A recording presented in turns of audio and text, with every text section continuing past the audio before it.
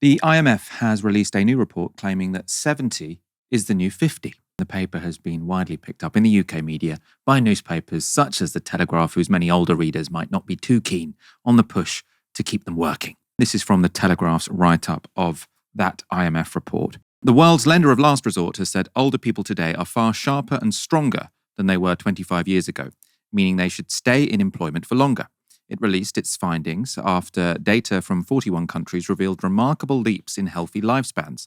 They found that someone aged 70 in 2022 had the same cognitive function as the average 53-year-old in 2000, placing them far ahead of the noughties septuagenarians. The research is based on detailed surveys of 1 million people aged 50 and older, testing functions such as memory, orientation, and basic maths.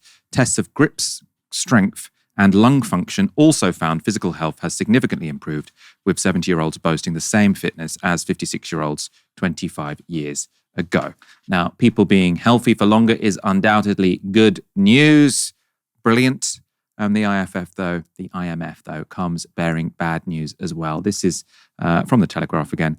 The fund warned that debt-laden governments cannot afford to let growing swathes of fit and sharp older people lean back and enjoy a long retirement. Instead, they must be encouraged to keep working to offset a growing imbalance between workers and retirees. The IMF said demographic forces seem to be casting long shadows over prospects for living standards and public finances. And it said the combination of plunging birth rates and people living longer will contribute to knocking 1.1 percentage points off global growth each year for the next quarter of a century compared to the pre-pandemic average. And the fund argued, this is the bad news bit, that to ease fiscal pressures caused by an ageing population, governments must look to overhaul pension ages, slash early retirement benefits, and encourage workers to delay their retirement. To discuss these proposals and this report from the IMF, I spoke earlier to leading demographer Paul Morland. Paul is Associate Professor at Birkbeck and author of many books, including The Human Tide and No One Left, Why the World Needs More Children. I began by asking Paul whether the IMF is right that ageing populations mean we need to work for longer. They do. You might pose the question the other way round. Will working longer solve the problem of ageing populations? So without a doubt, as we try and solve the problem of lots and lots of old people not working, requiring pensions, healthcare, social care, fewer and fewer young people in the workforce to do the jobs and pay the taxes, as we face that problem, what are the solutions? And no doubt one of the solutions is changing the retirement date and working longer. And as the IMF points out, we are younger than we were at any given age, physically, more alert and more compos mentis and more physically fit. However, I think, and for reasons we may explore, that as a solution to the problem of ageing is going to be very limited. We'll get onto that as to whether even if this were implemented, that would sort of solve the problems of an ageing society. I suppose before we do that, though, there are certain jobs, obviously, where I think it would be difficult to ask people to work beyond 65. There are lots of people where, even if they live longer than they did before, I think people's health does still start deteriorating pretty significantly after 65. And the idea that sort of we're asking people to work later and later in their lives, it does seem a bit perverse. You're certain that this is necessary? Well, if we don't do it, we will suffer more and more from the problems of the support ratio, which is basically the number of people of working age to those of retirement age. It's going to happen. The state is not going to be able to support people. People will be forced to do it. Whether the state tries to keep the kind of welfare and old age provisions in place that we have or not, effectively people are going to be forced to do it, and people will be slightly more capable. One thing I would say about the IMF report, they make a lot of play about how much we are getting fitter and able to work longer. But that data is global, and if you actually scratch beneath the surface, from the best I can make out from the IMF data, and it makes sense, most of those gains in the last 25 years at a global level have come because hundreds of millions of people in countries like China and India, many parts of Africa, have got better health, better nutrition, more healthcare. So most of the gains are those sorts of countries catching up with the kind of longevity and the kind of long health that we've had in countries like Britain. In countries like Britain, however, the gains are very small, and in some cases reversing. We're not expanding our life expectancy very long, and we've got 4 million people claiming some kind of health benefit. So I think it's illusory to imagine that in the countries that are really going to suffer from labour shortages because of ageing, those countries that have very low fertility for a long time, which are the developed countries, that the improvements are that great. So I think the IMF overplays that.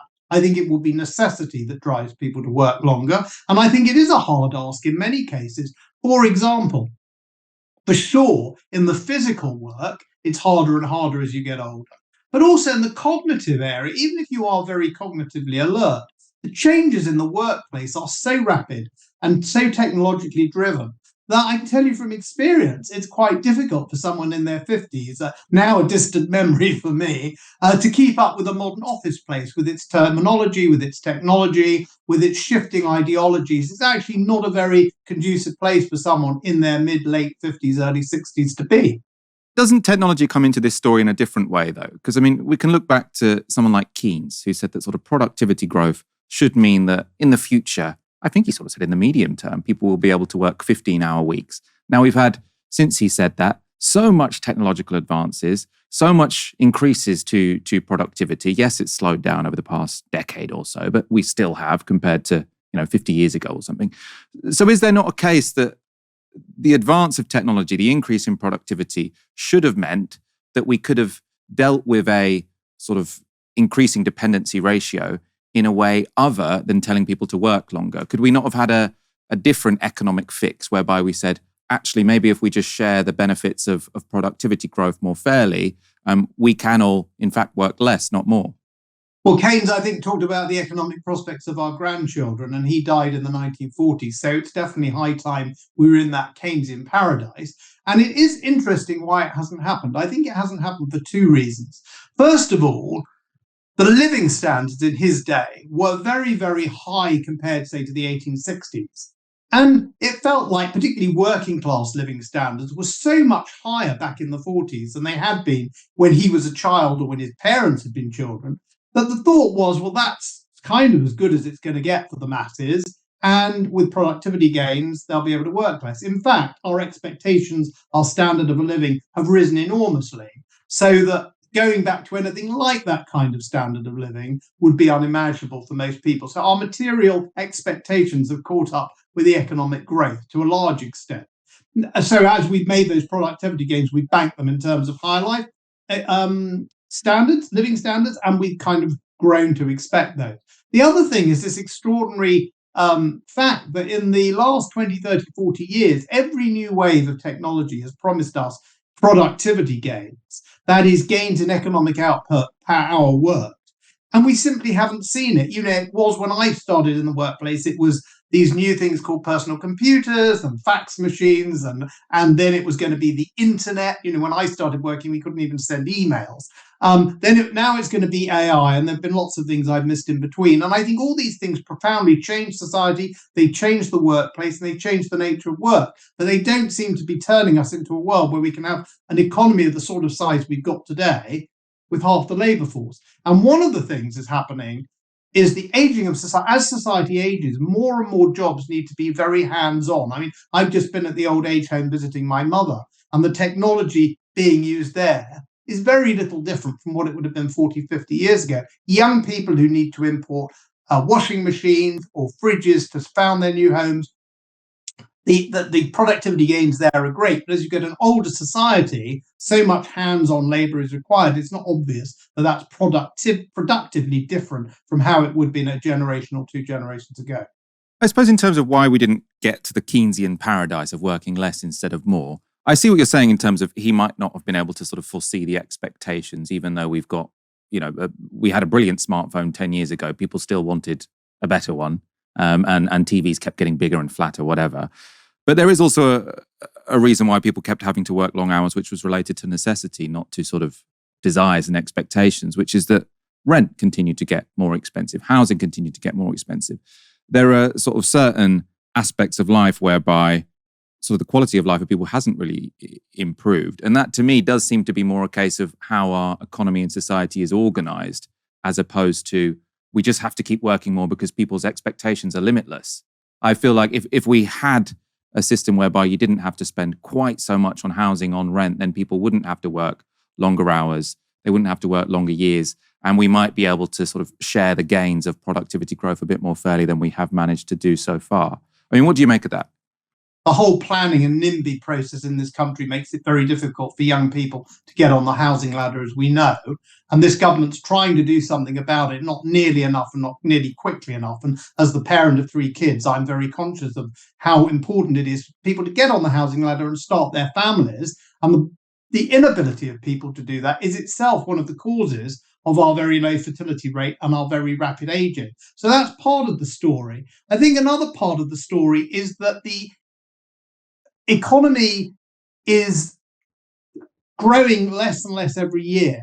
We're not producing more, not producing more per hour. And I think people do expect a standard of living that is going to grow and grow and grow. And I think that creates tensions, and I think it creates frustrations. I think it creates expectations that aren't met.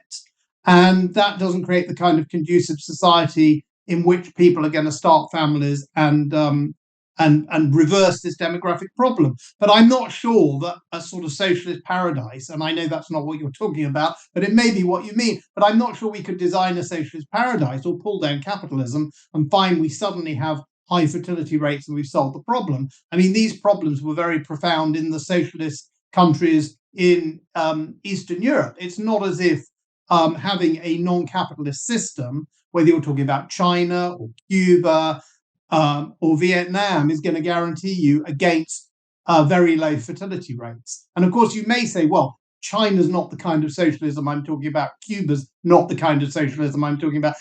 There's always some theoretical model which might solve the problem, but I'm not aware of any economic system in the world today which guarantees you a decent fertility rate. We've mixed up two issues in a way here, because I was more talking about whether a different economic system could allow us to sort of move into a system where we have a worsening dependency ratio. So more people who are not in the workforce, who are of pension age or children, compared to the people who are of working age. I was suggesting that in a different economic system, we might be able to resolve that by just distributing the gains of productivity growth, as opposed to making everyone who does work harder and longer, if you see what I'm saying. The fertility I do want to get onto, though, because the question of AI, I'm very interested in the sort of fertility topics you write about and you talk about. I also listen to a lot of podcasts and read lots about AI.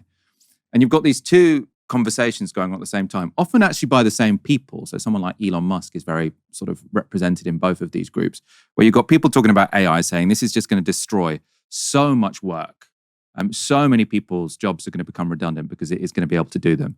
And then you've got the fertility people saying we're going to have a worsening dependency ratio. We're not going to have enough people to do jobs. And I wonder what you sort of make of these two discourses going on at the same time that seem to have completely contradictory concerns. One saying there aren't going to be enough people to work, and the other people saying there aren't going to be enough jobs. Elon Musk is on both sides of these arguments. So on the one hand, he says we're heading for a calamity without enough children. And on the other hand, he thinks AI will be able to pick up all the work. And I think I haven't spoken to him, I don't know him, so I don't know how he'd reply to it. But I think one of the things he might say is, yes, he believes that AI will replace all the work, but it's a tragedy if we age as societies, if we lose the possibility of having children. And, I often talk about the economic consequences. I think there's a whole set of reasons for having children. The joy of parenthood, and now for me, grandparenthood, is an amazing thing, and you can kind of wax lyrical about it. Even if AI solved the labour problem, we'd still have that issue. But I don't think AI will solve the labour problem.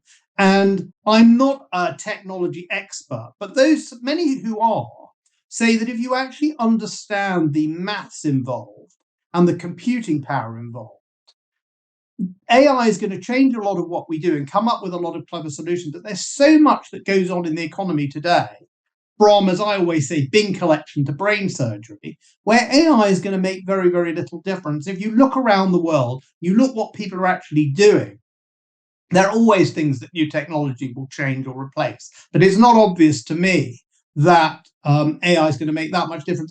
Again, another example I give is I needed a new roof on my house, and I saw the chaps turn up in a van, and they put on the tiles and they used electricity. They did a load of things. Maybe the tiles are slightly more efficiently manufactured than they were. They did a load of things which I think AI is a million miles off being able to do. And they wouldn't have done it that differently 50, 60, 70 years ago. We can see this vortex of falling fertility rates and cohorts, 2/3 in the UK, 1/3 in Korea, the size of the last one. And on the other hand, we've got this nice promise of driverless cars and all sorts of things we're endlessly promised. It's always a few years away and it never seems quite to transpire. AI is real, it's happening, it's having an effect. I don't see it replacing labour in a very significant way, and certainly not to the extent that will be required as our populations shrink at the rate they will do.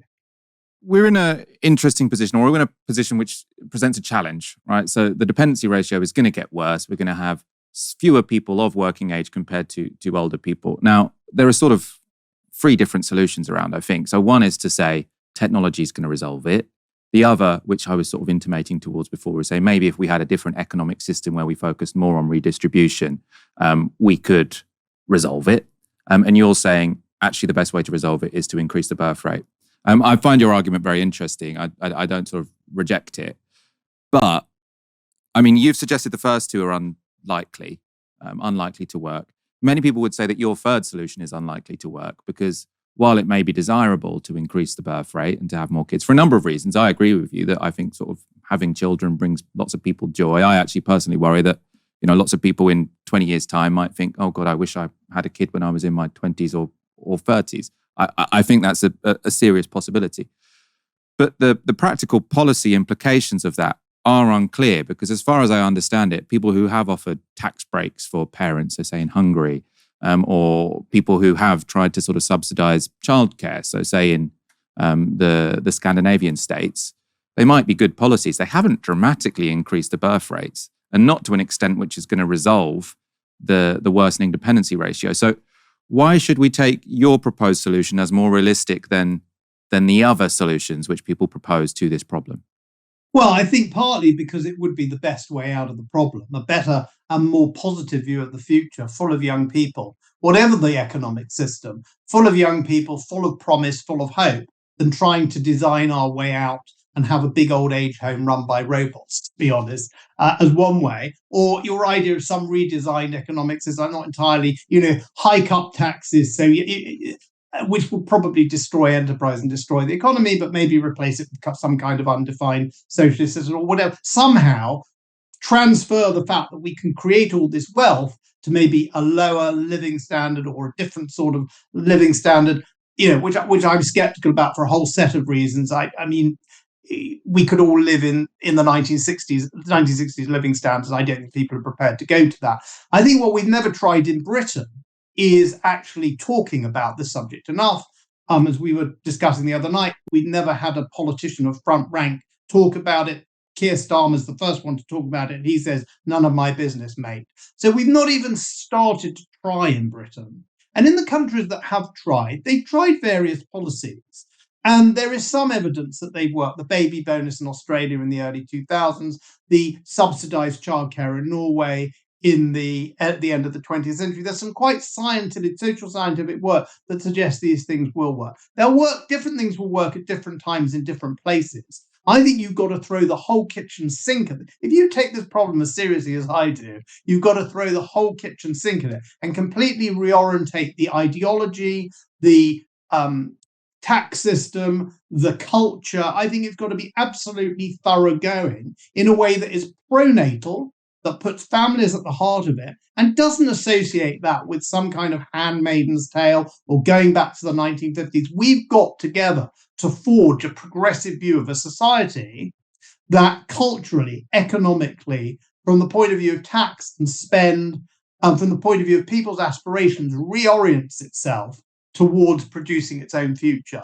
And I think we've only started on that journey. We should have started 50 years ago. The fact that people like you and me and Matt Goodwin and Aaron Bastani across the spectrum are talking about this, I think together we can make this happen. We just have got to cast aside some of the taboos and see what we can do. We've got to experiment. We've got to learn lessons from overseas.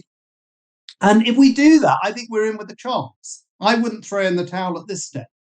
I suppose, because I've been a bit vague, I suppose in terms of economic solutions, I would say something along the lines of making housing incredibly cheap, either via socialization or just building shed loads of it with state support, presumably. And then to some degree, socializing the profits, which I think are going to accrue to the AI and tech sector, and maybe having some sort of universal basic income or universal basic services, which means that we can afford to live a little better without constantly grafting and grinding. I'll go to you for final thoughts. I don't know if you want to respond to that, but it's been very interesting talking to you today. In terms of cheap housing, I think that's really important, and I think we need non-market solutions to that. The problem is that there are parts of the world, even parts of the UK, where housing's relatively cheap and the fertility rate is still very low. So to focus on one thing like housing and think that will crack it is delusional. We need a thoroughgoing cultural change, and there absolutely need to be economic changes in the mix as well. That was Paul Morland speaking to me earlier today. Aaron, I know this is a topic that excites you, aging, whether or not we'll have to work longer. What did you make of that interview? What did you make of this IMF report? Well, it's quite extraordinary, isn't it? The idea that you could pay decades of national insurance contributions and you effectively don't get to retire. That's basically what's being said. I mean, if you get to retire at 75, I mean, there's not really much point, is there? Let's be quite honest. There's also a bit of a feedback loop here, Michael, because grandparents are incredibly important in helping to rear children. And of course, if grandparents remain in the labour market for longer, that is another counteracting factor which will impede people having kids and keeping the fertility rate lower. So, the idea that, if people just work longer, then that will help the problem. Well, I think lots of people out there, I certainly, if we didn't have my wife's mother, we wouldn't be able to have one child, let alone two, right? Let alone three. So I don't think there's a free lunch in any of this. There's a lot to sort of respond to in what Paul was saying there. I do disagree with you, Michael, that these policies haven't worked. France, for instance, made big interventions in the 1930s, not all of which I agree with, by the way. But it set it up very well for the post-war period to have the highest fertility rates in Western Europe. To this day, it has, I think, some of the best fertility rates in Western Europe because of the wraparound support it offers young families, particularly women. So there is evidence of state intervention being able to function. Yes, Hungary's fertility rate has stayed around 1.4 for the last 10 years, but Britain has gone from like 2 to it's getting below 1.4, whereas Hungary's stabilized. Maybe that's all we can actually aim for, right?